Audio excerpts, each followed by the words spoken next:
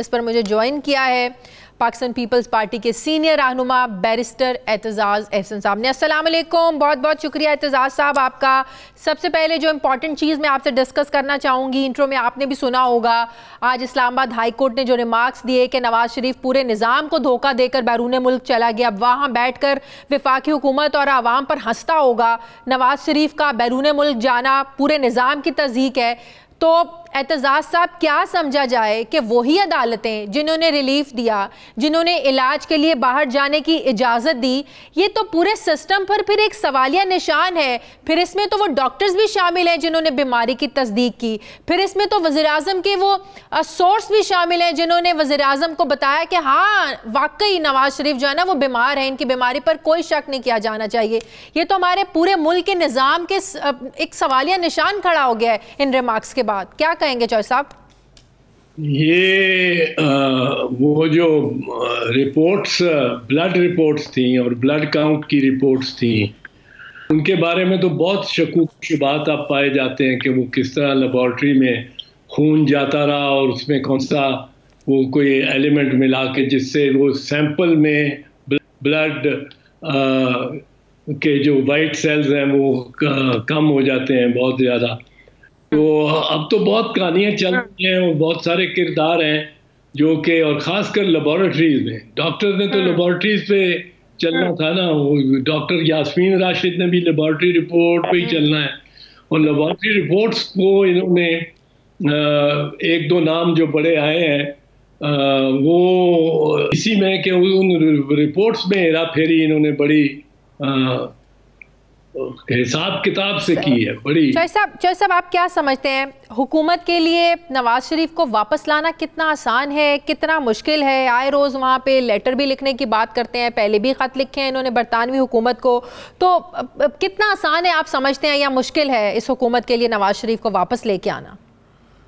नहीं, वो बहुत मुश्किल है। अच्छा, वो अल्ताफ़ हुसैन को कई हुकूमतें नहीं ला सकी, यके बाद दीगरें आती रहीं और अल्ताफ़ हुसैन पे चोरी, कत्ल, साजिश, मुल्क के खिलाफ साजिश, क्या क्या मुकदमा बना हुआ था, कितने मुकदमे थे वो, और है अभी भी, उसको नहीं ला सके।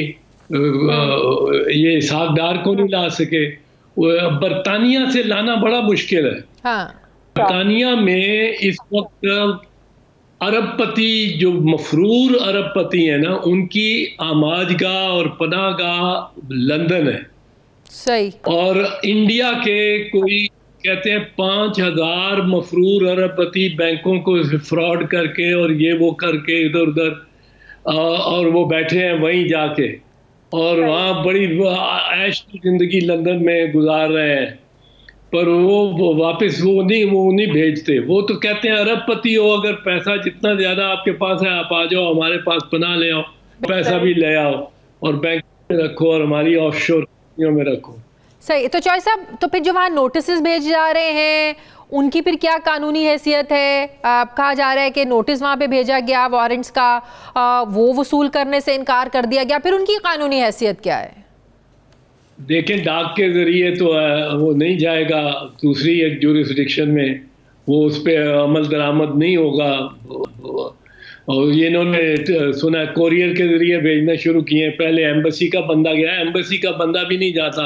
हाँ, ये तो वहाँ की आप इंतजामिया के साथ और वहाँ की पुलिस और तफ्तीशी जो वहाँ की कानून के तहत बनी हुई, वहाँ के कानून के तहत बने हुए इदारे हैं और काम कर रहे हैं सरकारी, उनके जरिए आप तामीर कराते हैं।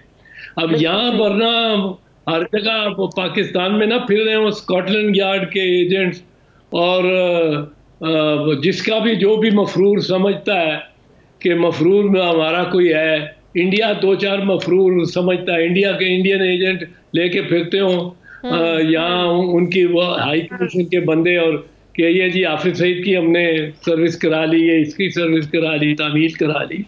ये इनका काम नहीं है और गवर्नमेंट के लिए बहुत मुश्किल है उसको ला।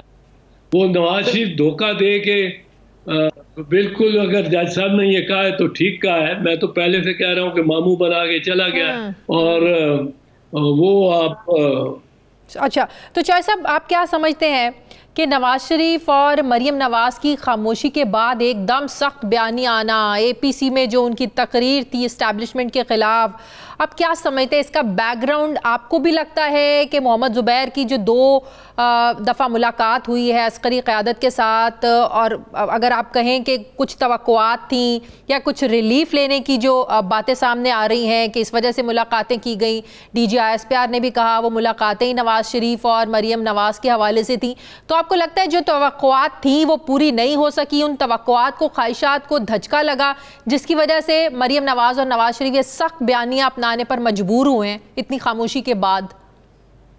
नाकामी का रिएक्शन तो अब बहुत और नाकामियों की सूरत में नजर आ रहा है ना। मेरा ख्याल है स्वाए शायद खाकान अब्बासी के कोई इनके साथ कोई बंदा इनका नहीं है, क्योंकि अब देखें शहबाज शरीफ गिरफ्तार हुए हैं, शहबाज शरीफ गिरफ्तार हुए और एक टायर नहीं जला, एक कोई मतलब है एक आदमी भी बाहर नहीं निकला, झंडा उठा के निकला हो बेचैनी में। बाद में तो लाएंगे कुछ, वो तो फिर किराए वाले आएंगे ना। अच्छा। लेकिन वो जुलूस जो एक स्पॉन्टेनियस लोगों का गुस्सा, लोगों का को तैश जो आता है कि हमारे लीडर को, कायद को पकड़ लिया, सारी लीडरशिप घर बैठी रही है, कोई नहीं निकला। कोई ये पंजाब GT रोड के और सियालकोट और गुजरांवाला और जेलम और ये सारा GT रोड जो नवाज शरीफ का था, कोई एक पत्ता नहीं हिला, एक मतवाला नहीं निकला जिसने एक नारा ही लगा दिया हो कि शहबाज शरीफ जिंदाबाद। और नवाज शरीफ और मरियम को ये प्रॉब्लम है कि मरियम जब गिरफ्तार होने आई और वालिद के साथ और यहाँ गिरफ्तारी पेश करने, और पता नहीं उसमें कितना खर्चा इनका हुआ होगा फैमिली का, और शहबाज शरीफ 10-12 हज़ार बंदा लेके, 8-10 हज़ार बंदा लेके, और वो चेरिंग क्रॉस घूम रहा था, तो पहुंचा ही नहीं एयरपोर्ट। तो इनके आपस में मतलब है कोई मोहब्बत प्यार ज्यादा नहीं हो सकती, ये कहेंगे जरूर। तो इन पे इंसार अब कारकुन भी जरा सोच के ही करेगा ना। कारकुन इनके ने मार खानी है और मार खाई है, बड़ी मार खाई है। शहबाज शरीफ की गिरफ्तारी की वजह क्या वाकई वो अब 177 जाली टीटीज हैं जिनकी बात शहजाद अकबर साहब बड़ी बार अपनी प्रेस कॉन्फ्रेंस में कर चुके हैं, या आप समझते हैं उन्होंने, आप भी जानते हैं कि शहबाज शरीफ साहब ने तो हमेशा मुफाहमती रवैया जो है ना वो अपनाया, वो एजिटेशन की तरफ वो तो बिलीव रखते ही नहीं है, मुफाहमना सियासत हमेशा उन्होंने की है। या आप समझते हैं उनकी गिरफ्तारी की वजह एक तरफ APC होती है, इतना सख्त बयानिया है, दूसरी तरफ आप देखें शहबाज शरीफ की गिरफ्तारी हो जाती है, इस सख्त बयानी की वजह से गिरफ्तारी हुई है, वाकई वो जाली टीटीज का मामला है? क्या लगता है आपको? नहीं, वजह तो ये है कि अदालत ने मेरा ख्याल है मेरिट्स पे फैसला किया है। कोई अदालत ने बड़ा मौका दिया, इनको बड़ा मौका दिया कि ये कोई एक्सप्लेन कर दें। वो टीटियां आखिरकार अगर बेटों के नाम पे भी आ रही हैं, बेटे किसके हैं? चीफ मिनिस्टर के हैं। चीफ मिनिस्टर कौन है? चीफ मिनिस्टर शहबाज शरीफ है। हाँ, और हाँ। उसकी टीटियां, बेनामी टीटियां 2-2, 3-3 करोड़ की, 50-70 लाख की ये टीटी होती है, टेलीग्राफिक ट्रांसफर बैंकिंग। हाँ, हाँ, इसमें उधर जो ट्रांसफर कर रहा है लंदन से, वो लाहौर में बैठा हुआ है और उसके बैंक अकाउंट जो अपना है उसमें 17,000 रुपए हैं, और उसको वो 1.5 करोड़ की टीटी कर रहा है एक वक्त, और वो सलमान को कर रहा है या हमजा को कर रहा है। वो ये फिर आगे शहबाज की का भी लिंक आ जाता है। जो हमने ये सुना है टेलीविजन पे और जितनी डॉक्यूमेंटेशन आपके मीडिया पे आई है, उससे तो यही सारा नजर आता है। ये तो मुश्किल इनको पड़ गई है क्योंकि डॉक्यूमेंटेड है। शाहिद साहब, एक आखिरी सवाल का जवाब। अब APC के फैसलों के बाद अब जो इन्होंने ऑपोजिशन ने फैसला किया है, कोयटा में इनका पहला 11 अक्टूबर को जलसा होने जा रहा है, आपको क्या लगता है पंजाब का इंतखाब क्यों नहीं किया गया? क्या ऑपोजिशन को इस बात का अदराक है कि पंजाब से लोगों को मोबिलाइज करना बड़ा मुश्किल है इस सिचुएशन में? कैसे, क्या कह के आप लोगों को मोबिलाइज करेंगे? हाँ, इनसे लोग इकट्ठे नहीं हुए। मैं कहता हूँ अगर शहबाज शरीफ की गिरफ्तारी और अदालत में पेशी पर नहीं बंदे इकट्ठे हुए, मरियम बीबी की जो कि बड़ी एक करिश्मा उनका बन रहा है, उनके लिए वो पत्थर मारने वाले 15-20 लोग थे जो साथ आ गए थे। और वो आप पिक्चर देख लें, खुद देख लें। मैं अगर झूठ गलत हो तो 100 होंगे, 50 होंगे। और लाहौर मतलब जैसे शहर में या पिंडी जैसे शहर में, जो कि इनका अपना शहर हो, वहाँ भी लोग ना निकले तो लोगों ने भी तो कुछ सोचना शुरू कर दिया होगा, मेरा ख्याल है। सही, ठीक है, बहुत बहुत शुक्रिया। सोचना शुरू कर दिया। पाकिस्तान पीपल्स पार्टी के सीनियर रहनुमा बैरिस्टर एतजाज एहसन साहब हमारे साथ थे।